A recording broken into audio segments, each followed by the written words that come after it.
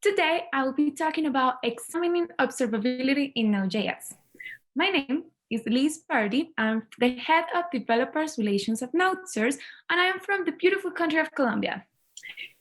This is the agenda for today.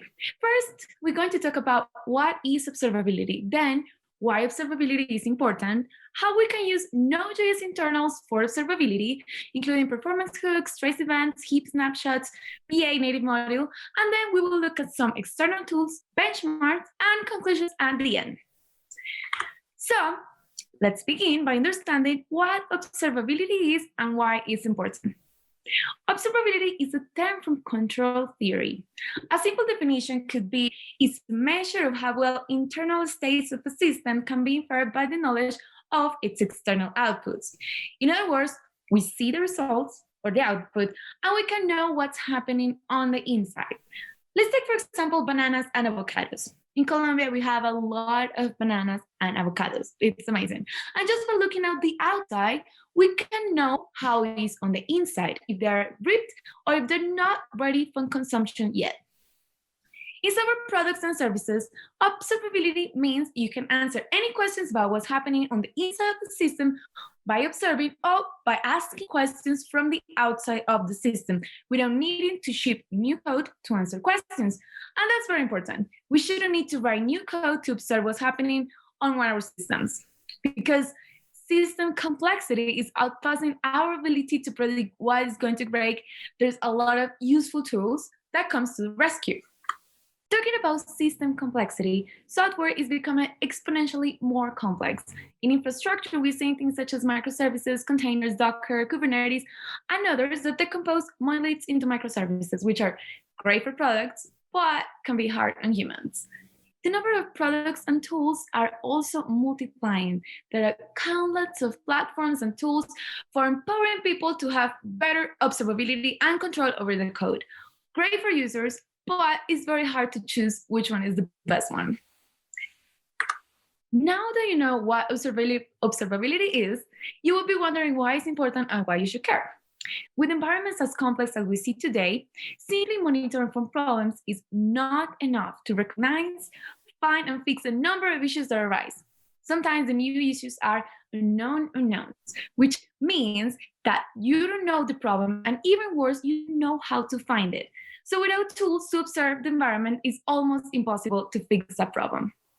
This is why observability is important. It gives you the instrumentation you need to understand what's happening in your software and fix it.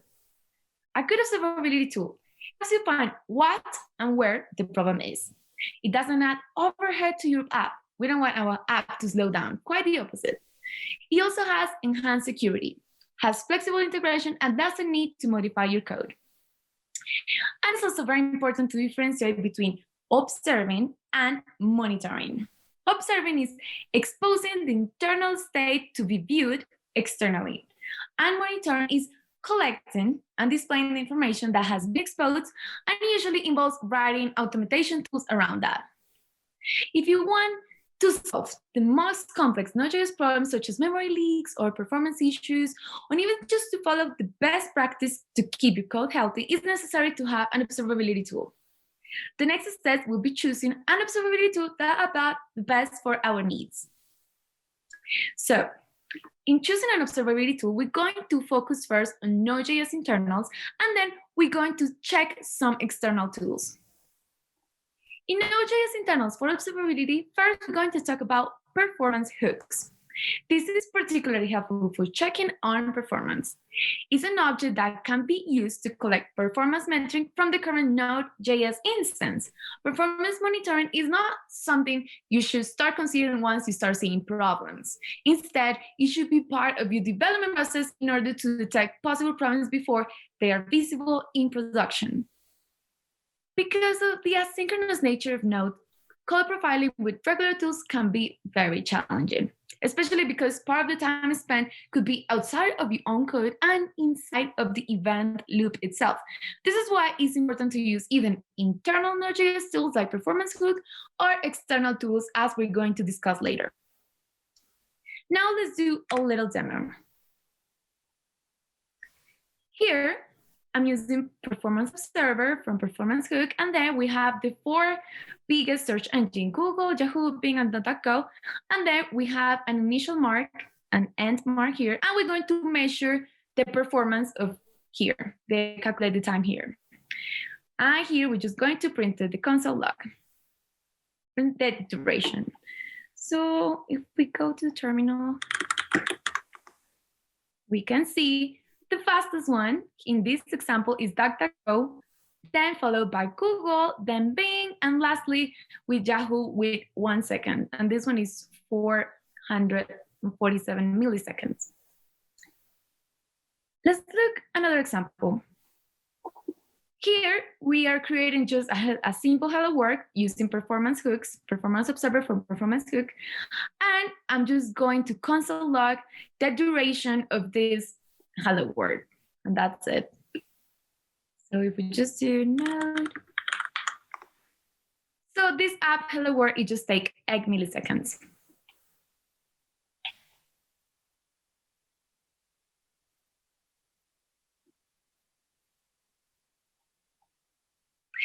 While this is very informative, there are some trade-offs. It requires instrumentation of your code manually, impacting reliability. In the case of Performance Observer, there is a significant overhead cost to the observant, which is not good. It makes the application slower. Now, profiling. If we're using this flag, node prof process, it would generate a log file like this one, that can be used to create more human-readable information like frame graphs, like this one, to see where the time of your application is being spent. This can be very productive in getting insights it was going to on your application. The downfall is that it has a significant overhead, plus generating new files can be tricky. Trace events. The trace event provides a mechanism to centralize tracing information generated by V8, Node.js core, and user space code. Tracing can be enabled with this flag, trace event categories, that accept a list of comma-separated category names or by using the trace events module. By default, node async is enabled. So we can execute the trace event enabled to get the output of several events that happens inside your Node.js. This can include accessing the file system or performance data, async hooks, and others. In Chrome, we can open Chrome tracing, click on the red record button, allowing you to visualize tracing like this. If you look at the bottom of the screen, you can see fs sync read. This is the read operation of the file system. Then there are 546 bytes read. It's also possible to see when the tracing started, how long it took, and the CPU duration, which is all very useful to see what's happening on your code.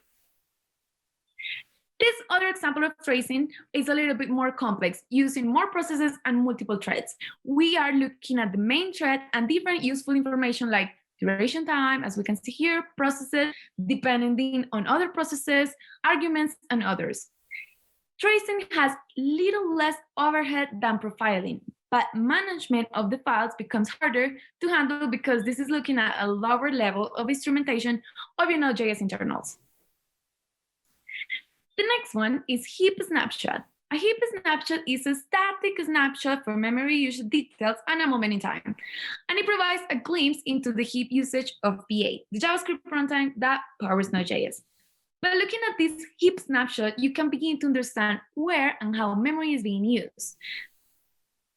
You can use the built-in heap snapshot signal flag, like as we can see here, so you can set as many signals as you want, and Node.js would just dump the heap snapshot. Chrome DevTools allows you to compare the snapshots, and you can identify objects in memory that will help you narrow down where a memory leak might be occurring. This is how a heap snapshot looks in Chrome DevTools at a very high level.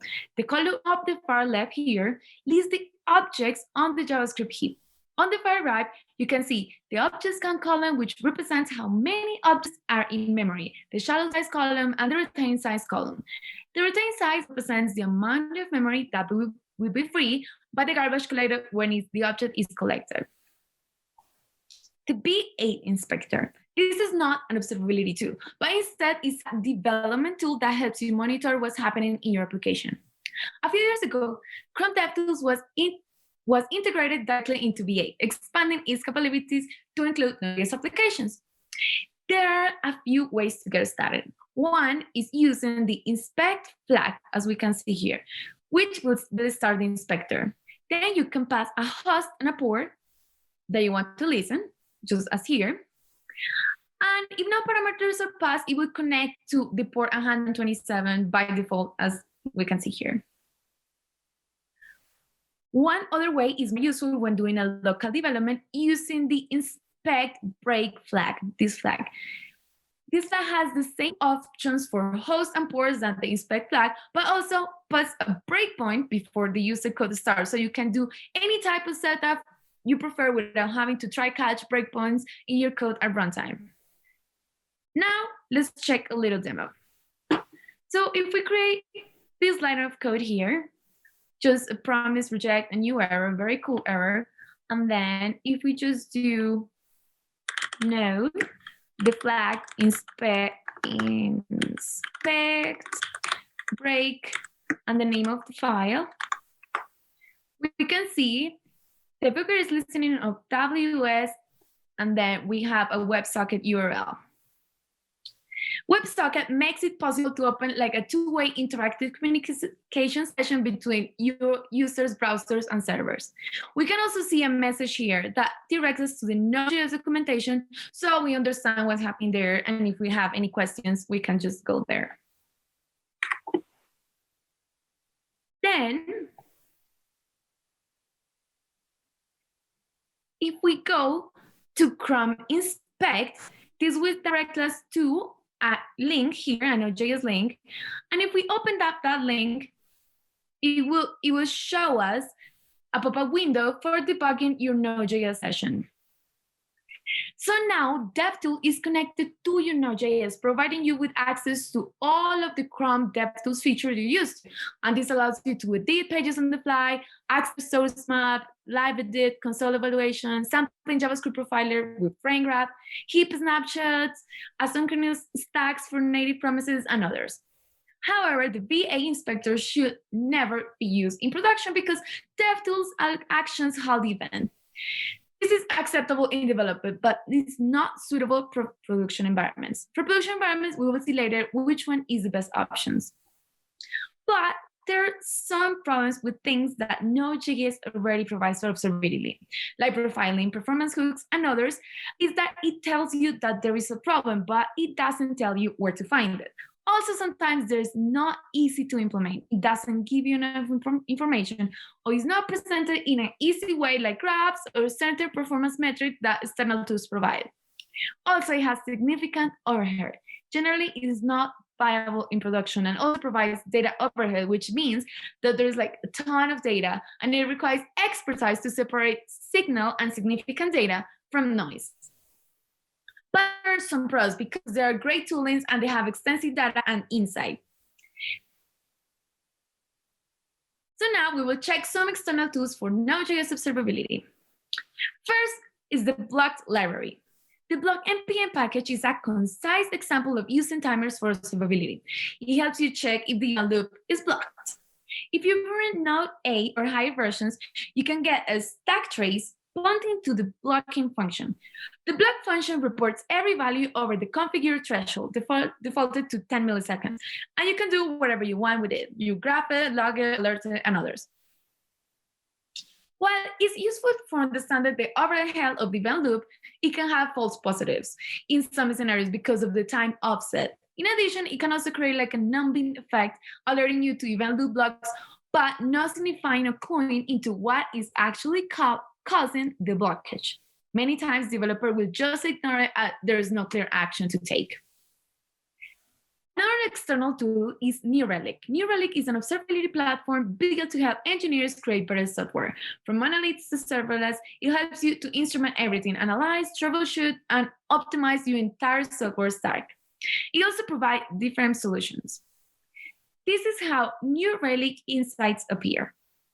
You can see web transaction times, application activity, error rate, hosts, and others. The next one is Datadog. Datadog is a monitoring service for cloud-scale application, providing monitoring of service, database, tools, services through a SaaS-based data analytics platform. With Datadog, you can check like requests, latency, distributions, error, percentage of time spent, and other metrics as we can see here. Instana. Instana is an application performance monitoring for microservices. It lets you manage the performance of your application in real time and see every detail about the inner workings and inner dependencies of your application services. We can see some of the metrics here, like calls, error rate, mean latency, top services, processing times, and others. Dynatrace. Dynatrace produces a software intelligence platform based on artificial intelligence to monitor and optimize applications performance and development, IT infrastructure, and user experience. For Node.js observability, it can tell you the number of processes, CPU and memory usage, the percentage of connectivity and availability, traffic, the most consuming requests, and other Node.js metrics. But there is a problem with all of these solutions, of all of these external tools. The way APM works, they become agents, as we can see here. We become agents which are basically intermediaries between the application and the Node.js runtime. The APM is injected into your code and it encapsulates your application so they can extract the information, and thus have a significant cost, also known as overhead. Another problem is that sometimes you have to modify your own code in order to implement the APM. But they can be very useful tools that provide you with additional insights and extensive data. Now let's look at one tool that doesn't have this problem because it's not an APM. It's an enterprise runtime for Node.js, and it adds minimum overhead. Nsolid. Nsolid is a drop-in alternative to the Node.js runtime. It's enhanced to deliver low-impact performance insights and a greater security for mission-critical Node.js application. It has fast time resolution, a stronger infrastructure, handling security.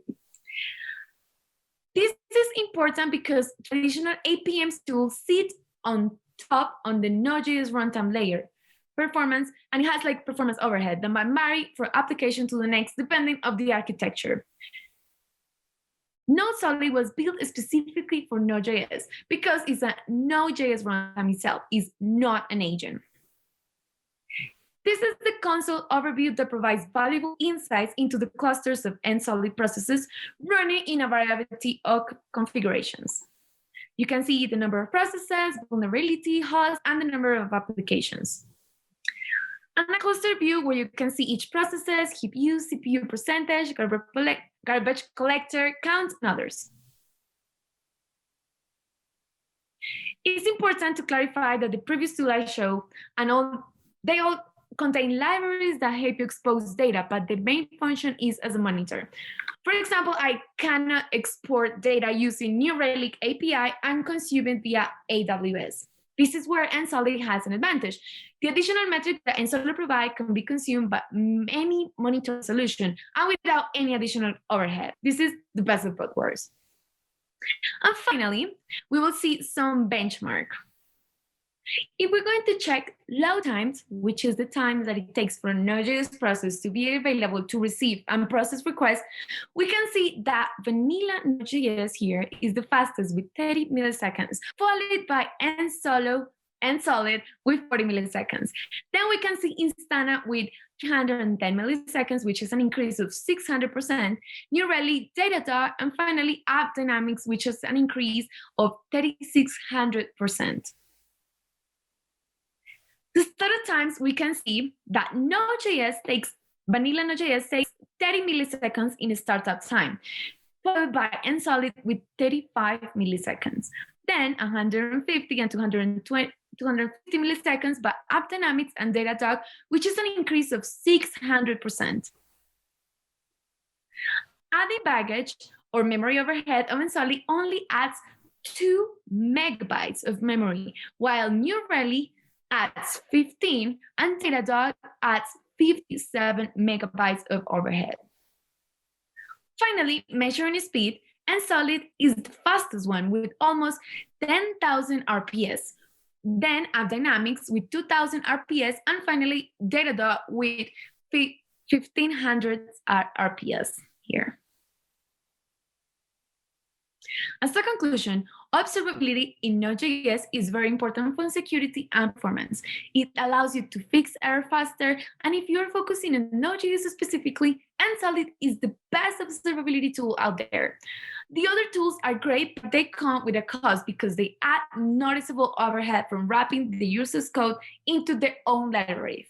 And Solid avoids these penalties by observing the application at a lower level, allowing Solid to make observations without directly affecting how the program runs. For other types of applications, and depending on your needs, there are other great observability tools that adds a lot of value. Thank you so much. This is where you can find me in social media. And if you have any questions, please let me know. Thank you.